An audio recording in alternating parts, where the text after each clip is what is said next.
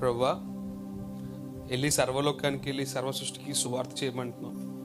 ఇది అప్పట్లో అనుకుని మా వల్ల కాదు కదా అనుకునేవాడు. కానీ ఇప్పుడు సర్వలోకానికి సువార్త చేసే అవకాశం మన చేతిలోనే ఉంది కదా.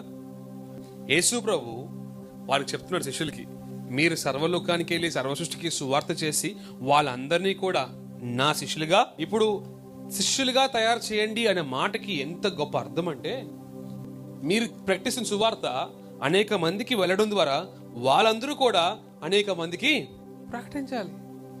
దట్ ఈస్ హిస్ కమాండ్మెంట్ అమ్మా. అది దేవుడి నుంచి వచ్చిన ఆజ్ఞ.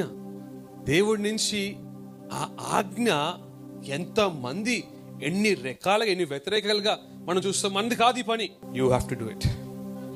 నువ్వే చేయాలి.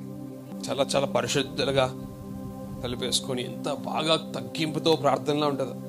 తగ్గింపు అందులో కాదు, దేవుడు మాటకి విధేయతలో ఉండాలి. If you are really humble you will obey the Lord. నువ్వు నిజంగా తగ్గింపు కలుగుతుంటే నువ్వు దేవుడి మాట వింటావు. దేవుడి మాట విన్న వాళ్ళు సువార్త ప్రకటించకుండా అనరు.